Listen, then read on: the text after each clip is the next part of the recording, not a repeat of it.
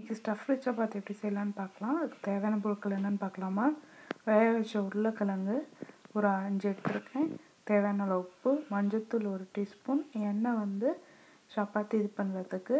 அதுக்கப்புறம் மிளகாத்தூள் 1 teaspoon, garam masala 1 teaspoon, கொத்தமல்லி 1 டீஸ்பூன், கருவேப்பிலை கொத்தமல்லி 1 டீஸ்பூன் மாவு இப்போ பிசைஞ்சு வச்சுருக்கோம். இப்போ இந்த உருளைக்கிழங்குல அந்த மசாலா பொருட்கள், உப்பு, கொத்தமல்லி, கருவேப்பிலை போட்டு நல்லா பிசைஞ்சிக்கலாம். பிசைஞ்சு உருண்டையாக்கி வச்சுக்கலாம். அந்த மாதிரி நான் எண்ணெய் தடவி உருண்டை விட்டு வச்சுருக்கேன். இப்போ சப்பாத்திக்கு மாவு தேய்ச்சிக்கலாம். இப்படி நல்லா தேய்ச்சி விட்டு நடுவில் வச்சு 4 பக்கமும் மூடி ஸ்டஃப் பண்ணிக்கலாம். கொஞ்சம் மொத்தமாக இருந்தால் தான் அந்த இது வராமல் இருக்கும் வெளியில்.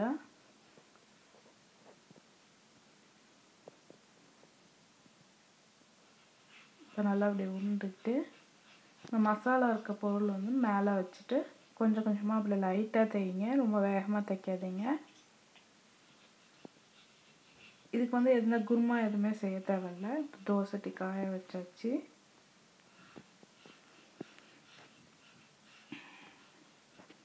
எண்ணெய் விட்டு திருப்பி போடலாங்க.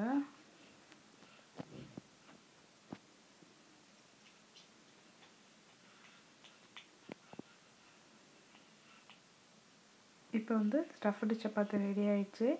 செஞ்சு பாருங்கள். உங்கள் கமெண்ட்ஸ் போடுங்க. வீடியோ பார்த்ததுக்கு நன்றி.